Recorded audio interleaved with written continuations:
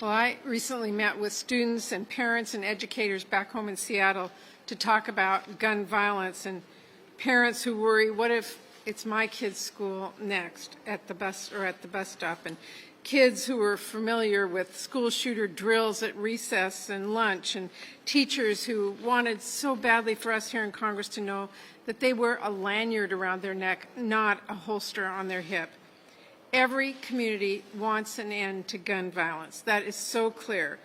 Now, of course, this bill doesn't do everything we need, not by a mile. We all understand this is a compromise. But make no mistake, the extreme option, the most unacceptable option, is for us to do nothing. Is for us to bury 19 kids and 2 teachers and go right back to business as usual. That's why doing something matters. Thanks to Senator Murphy's leadership, Congress is doing something.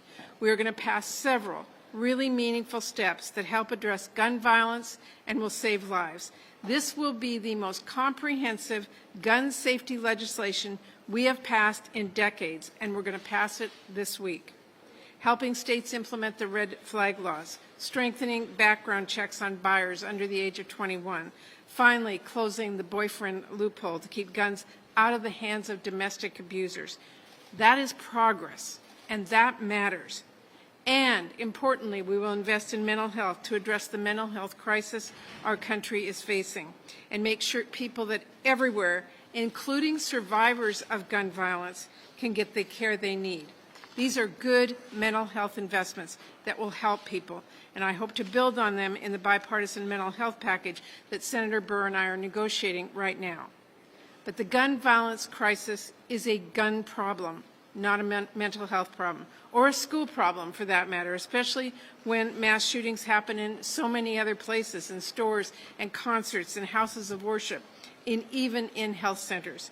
This is a gun problem, plain and simple, and the answer is not to arm teachers or put guns in the classroom. That's why I'm so glad we could secure a prohibition on using federal education dollars to purchase guns or to train educators in their use. It's just common sense. Now this week, we are going to take our first meaningful steps we've ever taken on gun violence in decades, and that's good. But we are going to keep pushing for the kind of common sense gun safety reforms we know that the American people support. But we're not going to stay stuck on square one any longer. We're not going to keep just spinning our wheels. We are not going to keep families waiting for Congress to do something. This week we are going to do something.